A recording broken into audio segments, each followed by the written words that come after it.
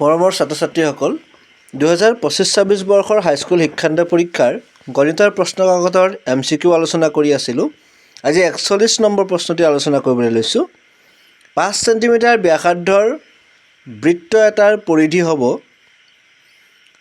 Option A 3.14 centimetre, option B 15.7 centimetre, option C 31.4 centimetre, option D 78.5 centimetre.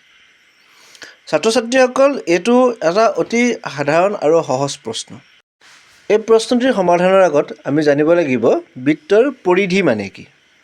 বৃত্তৰ পৰিধি হ'ল এটা বৃত্তৰ চাৰিওফালৰ মুঠ দৈৰ্ঘ্য বা সীমা।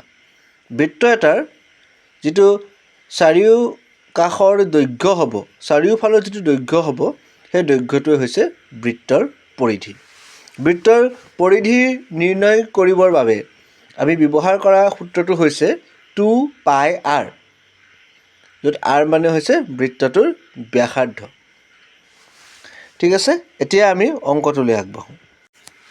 প্ৰশ্নত দিয়া আছে বৃত্তটোৰ ব্যাসাৰ্ধ 5 চেণ্টিমিটাৰ আৰু পাইৰ মানটো দিয়া আছে 3.14। বৃত্তৰ পৰিধি নিৰ্ণয় কৰিবৰ বাবে পৰিধিৰ সূত্ৰত আমি মানসমূহ বহুৱালে পাম 2 × 3.14 × 5 চেণ্টিমিটাৰ। গতিকে আমি এই তিনিওটা সংখ্যা পূৰণ কৰিলে পূৰণফলটো পাম 31.4 চেণ্টিমিটাৰ। গতিকে শুদ্ধ অপশ্যনটো হ'ব অপশ্যন C 31.4 চেণ্টিমিটাৰ। গতিকে 5 চেণ্টিমিটাৰ ব্যাসাৰ্ধ এটাৰ পৰিধি হ'ব 31.4 চেণ্টিমিটাৰ। ছাত্ৰ-ছাত্ৰীসকল তোমালোকে প্ৰশ্নটিৰ উত্তৰ নিশ্চয় বুজি পাইছা। এইটো এটা কৈ আহিছোঁ, এইটো সহজ প্ৰশ্ন, ইয়াত কোনো বিশেষ জটিলতা নাই। তোমালোকে ইয়াৰ পাছৰ যিটো প্ৰশ্ন 42 নম্বৰ প্ৰশ্ন, সেই প্ৰশ্নটো মই তোমালোকক হোমৱৰ্ক হিচাপে আগবঢ়াইছোঁ। পৰৱৰ্তী ভিডিঅ'ত এই 42 নম্বৰ প্ৰশ্নটি আমি আলোচনা কৰিম। তাৰ আগত তোমালোকে সেই প্ৰশ্নটিৰ সমাধান কৰিবলৈ যত্ন কৰা। উত্তৰ কি হয় সেইটো কমেণ্ট যোগে জনাই দিবা।